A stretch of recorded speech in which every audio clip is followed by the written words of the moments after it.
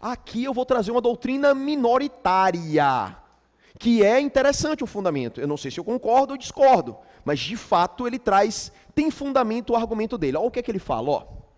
Se eu pegar o Código de Processo Civil, no 337, parágrafo 5º, não se discute. Está dizendo assim, ó, o juiz não pode conhecer de ofício convenção de arbitragem. Não pode. Joia? Só olha o argumento que o cara traz. Ó, que coisa interessante. Ele diz assim, ó. A convenção de arbitragem, em sentido amplo, se subdivide em a chamada cláusula arbitral e compromisso arbitral. Qual é a diferença? A diferença é que o compromisso, eu sempre brinco, o compromisso arbitral só existe com o processo instaurado.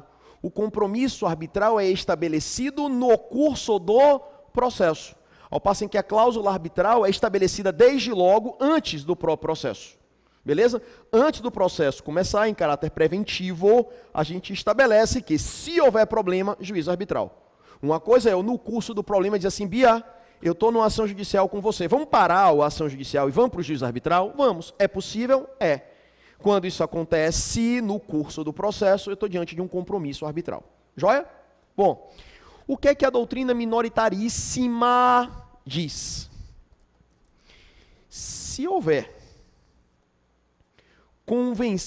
cláusula arbitral, se houver isso estabelecido contratualmente antes mesmo do início do problema da ação judicial, o juiz pode conhecer de ofício. Mas essa é doutrina menos do que minoritária. Por que eu estou te sinalizando? Vai que você senta para estudar, pega um autor que diz isso. Aí você fala, por que Borba não sinalizou para mim? É voz pequena, no sentido de repercussão doutrinária. Não é no sentido de lastro de fundamento. Mas existe essa voz minoritária que discute a possibilidade de conhecimento de ofício, contrariando de maneira frontal o dispositivo legal que a gente está cotejando. Beleza? Pois bem, o que é que eu tenho então? Nessa linha de raciocínio, eu queria sinalizar para vocês, aí foi uma provocaçãozinha que eu fiz no início do processo. Eu vou fazer um bate-bola aqui, e aí vou tomar essa liberdade de discutir com vocês o que traz o artigo 190, ao meu ver, como principal alteração que o Código de Processo introduziu. Veja, a regra é, na ação judicial, as regras procedimentais estão estabelecidas pelo Código de Processo Civil. Prazo de recurso, prazo de réplica, prazo de contestação, quantidade de testemunhas, regrinha de... Tudo isso tem previsão no CPC. Beleza? Maravilha. Vamos deixar um pouquinho o CPC de lado e vamos pensar na celebração de um contrato. Tirando a ideia de contrato de adesão. Contrato de adesão é aquele contrato, né? Pegar ou largar, não se discute. O contrato veio todo prontinho, você não tem possibilidade de discussão daquelas cláusulas. Ou você assina ou você não assina. Quem vai fazer aqui contrato, por exemplo, de internet, vem aquele contratinho da empresa, pronto, você consegue discutir? Não, ou você assina ou você não assina, contrato de adesão. Agora vamos pensar que eu vou fazer um contrato de compra e venda com a Aline, de um imóvel. Aí inicialmente eu digo a Aline, vamos fazer o seguinte, uma vez quitado o imóvel, você tem 30 dias para me dar a posse. Aí você fala, não, Borbinha, 30 não dá não, bicho, vamos botar 45? Ou seja, dá para a gente discutir as cláusulas do contrato? Dá. Joia? E aí a gente vai lembrar da ideia de negócio jurídico. Lá com a ideia de negócio jurídico eu posso, cumprir daqueles requisitos, parte capaz, objeto lícito, etc. Eu posso convencionar num contrato o que nós quisermos. Beleza? O que é que o legislador fez agora? Juntou as duas coisas. O legislador, por força do que determina o artigo 190 do CPC, ele permite que as próprias partes deliberem acerca das regras do processo. Veja, a partir de então, eu posso ajuizar uma ação judicial sabendo de antemão qual será o procedimento a ser adotado. Não necessariamente o procedimento previsto no CPC. Veja, o ganho que nós temos é tamanho e nós chamamos essa possibilidade, esse instituto, de negócio jurídico processual ou simplesmente convenção processual. Se a gente imaginar isso na perspectiva de acesso à justiça, se nós pensarmos isso na perspectividade de efetividade da decisão judicial, veja, eu posso simplesmente, quem milita na advocacia sabe que quando a gente precisa de perícia, é um Deus nos acuda. Primeiro porque nem sempre, sobretudo em comarcas do interior, a gente tem profissional técnico habilitado em determinada área. Por vezes a gente tem dificuldade para que o perito, temos que suplicar a todos os deuses, ao universo, para que ele apresente o laudo pericial no prazo.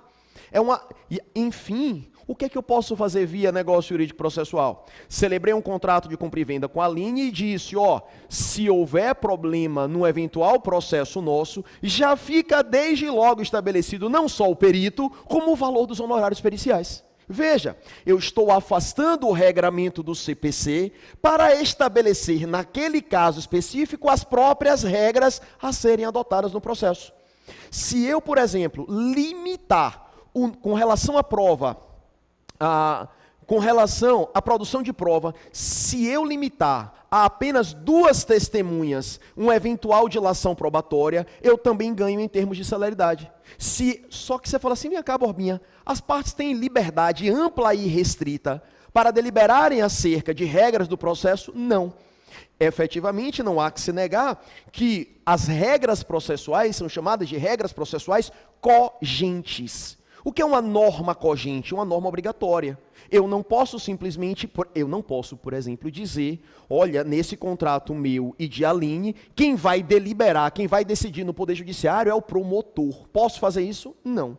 Eu posso suprimir o contraditório através de um negócio jurídico processual? Não.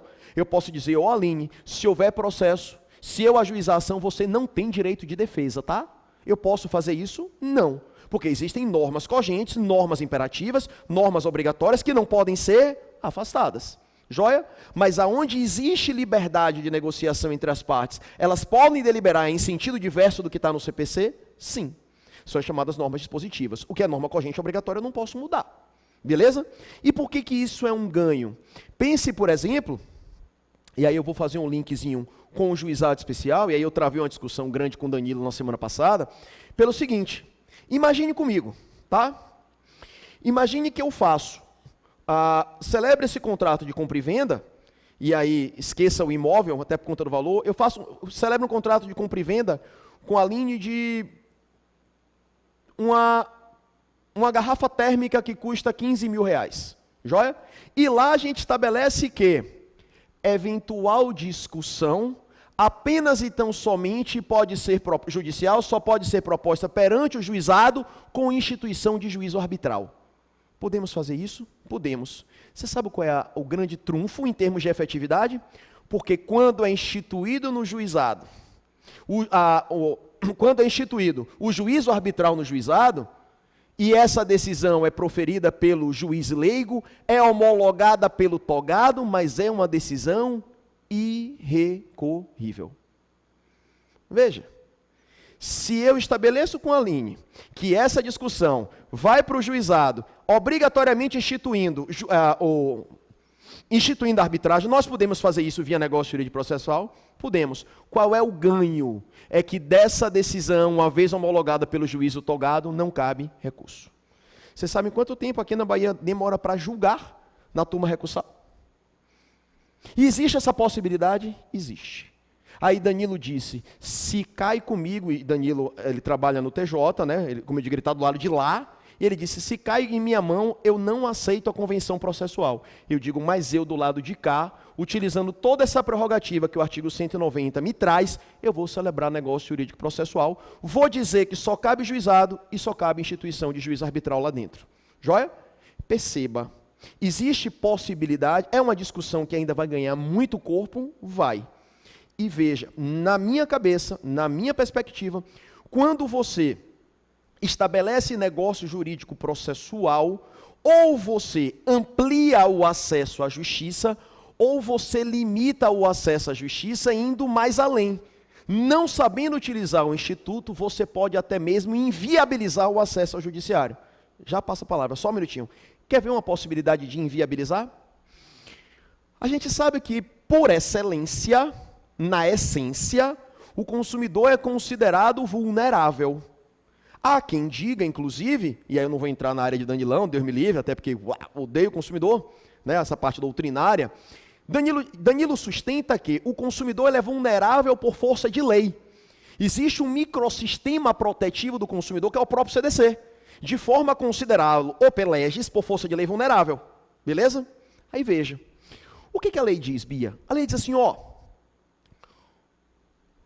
o juiz, ele só pode recusar a validade do negócio jurídico processual, de convencionar as regras do processo de maneira diversa do que está no CPC, quando a parte se encontrar em manifesta situação de vulnerabilidade, e 2, quando essa negociação processual decorrer de contrato de adesão.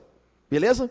Então, quando eu tiver um contrato de adesão, que eu não puder discutir, e você me impuser de cima para baixo essa convenção processual, o juizão pode dizer, não aceito, vou negar a validade, vou reputar inválida. Ou quando uma das partes tiver em manifesta situação de vulnerabilidade. Joia? Pois bem, olha a discussão. Veja se isso inviabiliza ou não o acesso à justiça.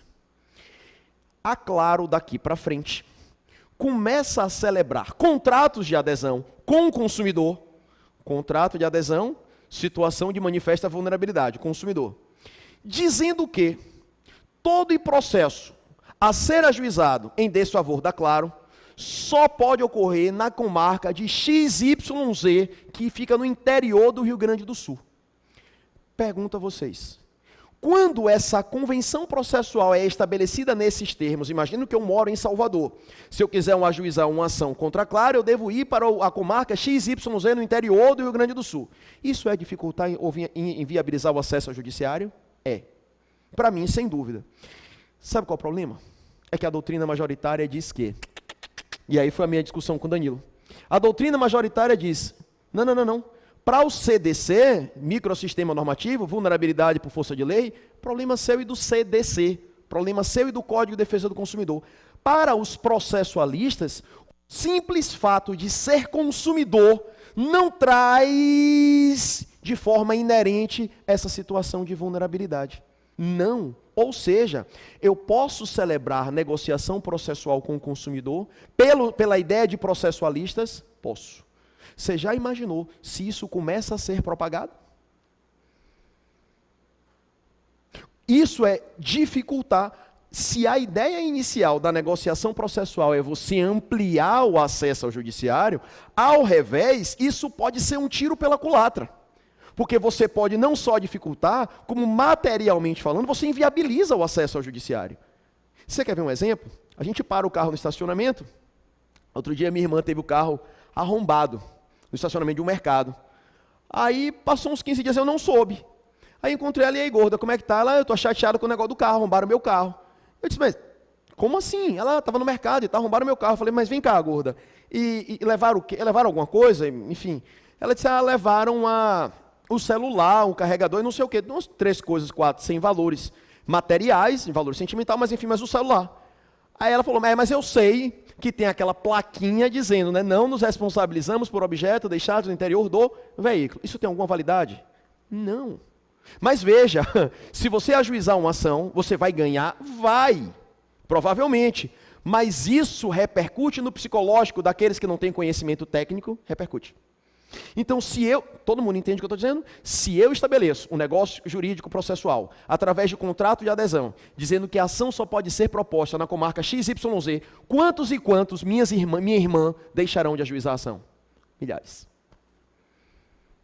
E mais, quando o consumidor propuser ação aqui em Salvador, além da discussão de fundo, a discussão de mérito, inicialmente ele vai ter que ultrapassar essa cláusula. Inicialmente, eu vou ter que discutir se essa cláusula, se ele pode ou não pode ajuizar a ação em Salvador. Porque a negócio jurídico processual está mandando ele ir lá para o Rio Grande do Sul. Ou seja, se eu não estou inviabilizando, eu estou dificultando o acesso à justiça? Estou. Joia? Então é preciso, segundo Danilo, ele ia reputar inválida todo o negócio jurídico processual, nesses termos. Agora eu pergunto, saindo da ideia de vulnerabilidade do consumidor, 2 grandes empresas podem celebrar negócio jurídico processual ou não podem? Podem. Porque não é contrato de adesão, maravilha. Tirando, né, o contrato de factoring, que é contrato de adesão, eu posso celebrar um contrato empresarial. Estabelecer negócio jurídico processual? Posso. Então tem que ter muito cuidado. Por que eu estou dizendo isso? Só para a gente contextualizar.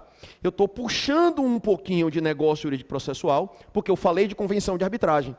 E a convenção de arbitragem pode estar elencada como negócio jurídico processual? Pode. E dentro da perspectiva de jurisdição, quando eu permito que as partes deliberem sobre regras de processo, quando eu admito que as partes deliberem sobre a convenção de arbitragem, isso pode ampliar? Pode. Isso pode dificultar? Pode. Isso pode inviabilizar o acesso à justiça? Pode. A depender de como você usa o instituto.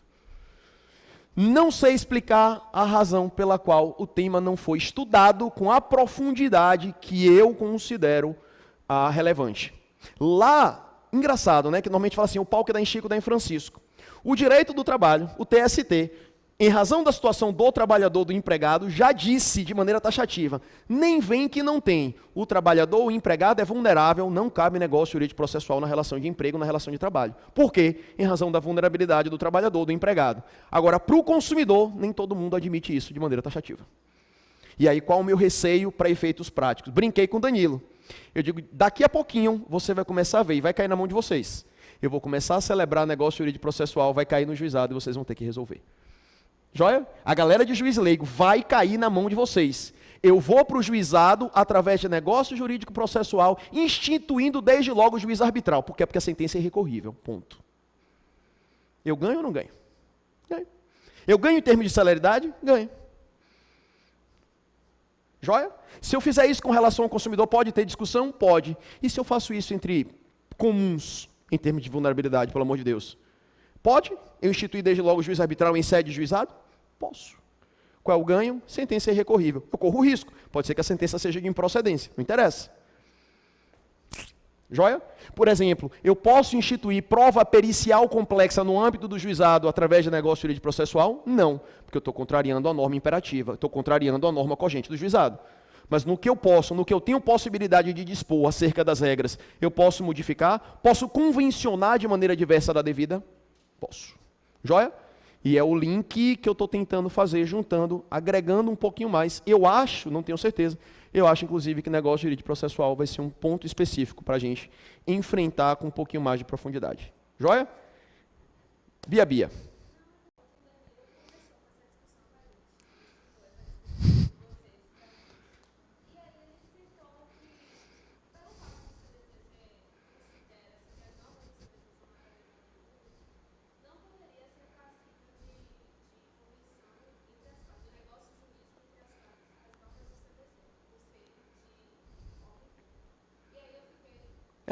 O que é que Bia está dizendo? Bia disse assim, Danilo ontem disse que CDC, norma de ordem pública, não pode ser afastada através de convenção processual. E aí a resposta é, Bia, cada um defende seu peixe. A visão de Danilão nessa perspectiva é de consumerista. A minha visão é de processualista. E Danilão é processualista também. A minha visão é de um aspirante, quem sabe, talvez, é processualista. Então eu acho que cabe. Tem um enunciado, confesso que eu não sei de cabeça, do Fórum Permanente de Processualista Civil, que ele diz o seguinte, eu afasto a ideia de manifesta situação de vulnerabilidade se essa convenção processual for celebrada por um advogado habilitado. Então, se eu ainda que você seja consumidor, você é consumidora, mas o negócio jurídico processual foi celebrado, você, na condição de advogada, será que eu posso dizer que você tem em condição de manifesta vulnerabilidade agora? E aí, Danilão? A discussão aqui quase sai tapa. Aliás, todas as minhas discussões, Danilo é um amigo, Danilo é um irmão que a vida me deu.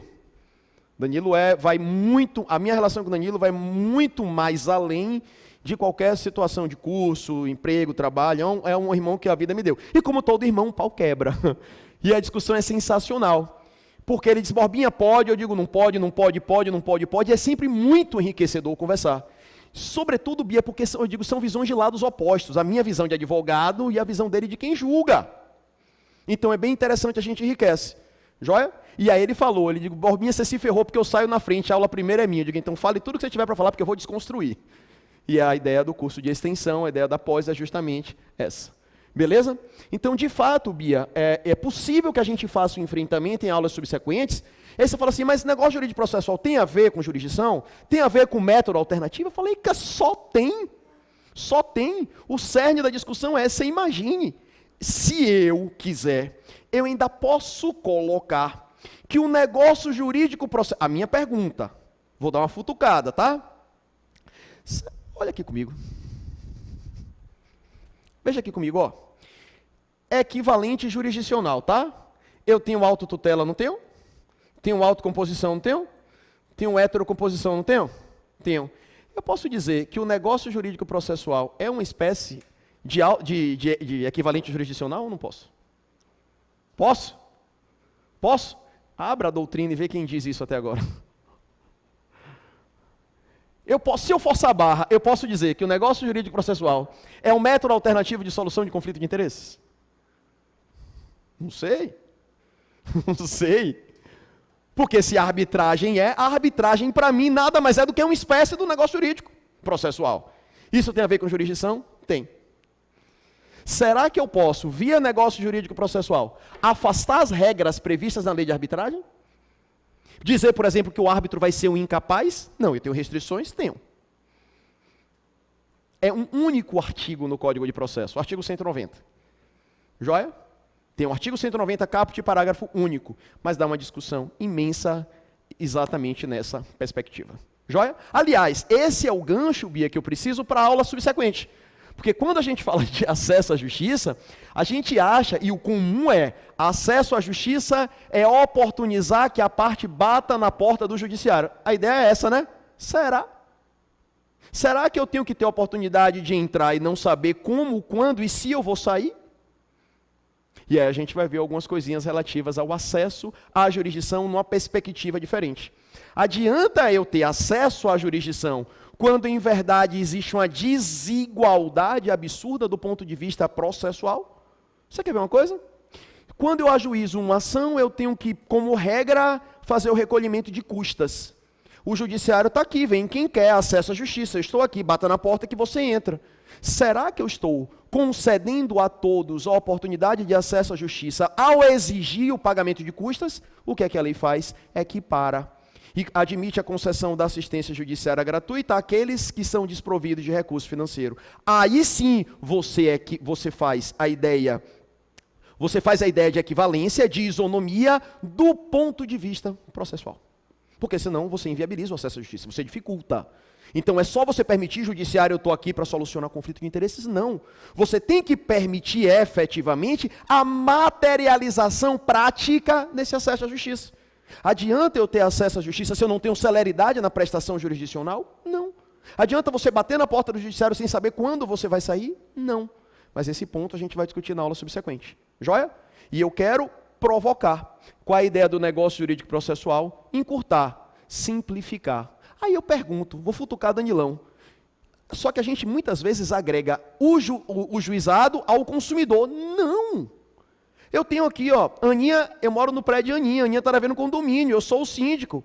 Vou promover a execução de título extrajudicial, taxa condominial. Posso para o juizado? Posso. É relação de consumo? Não. Só que a gente atrela juizado ao consumidor. Necessariamente? Não. Tanto que aqui na Bahia a gente tem o juizado especial. Quando você vai distribuir, tem juizado especial, causas comuns, juizado especial, consumidor.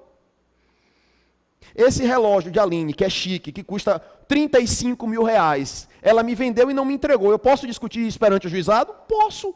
É relação de consumo? Não. E nesse contrato de compra e venda desse relógio de 35 mil, nós podemos estabelecer negócio de direito processual? Sim. Joia? Eu posso estabelecer que o preparo vai ser rateado metade, independente de quem seja o recorrente? Posso? Veja, eu não estou dizendo que vai ter isenção de preparo, até porque o preparo vai ser revertido em favor do Estado. Mas eu posso fazer o rateio, através do negócio jurídico processual, eu posso fazer o rateio do preparo, independentemente de quem seja o recorrente? Não sei. Diga, Bia. Prescrição e decadência. Aí a gente vai ver o que é convencional e o que não é convencional. Eu posso deliberar sobre decadência no aspecto convencional entre as partes e prescrição. Caiu no concurso público, prova oral de concurso público, peguei essa semana. Se as partes podem, de comum acordo, afastar prazo prescricional. A decadência pode ser legal, decorre da lei, ou convencional. Convencional se afasta, sim, respeitado alguns limites. Joia? Tranquilo? Mas tudo isso é um mundo de discussão e que envolve a jurisdição. E que isso está fora, óbvio, do aspecto objetivo de concurso e OAB, por razão pela qual a gente não entra nessa discussão, nesse tipo de curso. Beleza? O foco aqui é maior, o foco aqui é muito mais direcionado, aqui a gente consegue fomentar algumas outras matérias, discussões de outra envergadura. Beleza? Então veja, eu vou fazer o encerramento dessa aula aqui nesse ponto, na próxima, pelo menos eu deixo uma provocada, e a gente volta com discussões mais aprofundadas de negócio jurídico processual, de acesso à justiça, nessa perspectiva de igualdade do ponto de vista não só material, como processual. Será que permitir o acesso ao Poder Judiciário é apenas dizer a jurisdição é inafastável, estou aqui para solucionar os seus conflitos? Não. Ou melhor, eu acho que não. Isso a gente vai ver na nossa próxima aulinha. Beleza? Tranquilo, meu povo? Beijo, beijo, beijo. Fiquem com Deus todos. A gente volta na próxima aula para discutir esses pontinhos. Tá bom? Se vocês vão sair daqui de juízo quente, a ideia é essa. Joia? E se... Eu queria fazer uma aula com o Danilão. Eu falei com o mestre Aras que não ia poder ser aqui. Ia ser num... Como é aquele negócio do UFC? Octógono, né? No octógono, ele com luva de boxe e eu com 38 na mão. Que o pau ia quebrar. Joia? Essa é a ideia. Crescimento nosso com discussão e aprendizado. Tá? Beijo, beijo, beijo. Prazer. Obrigado pela paciência. Até a próxima aula. Beijo.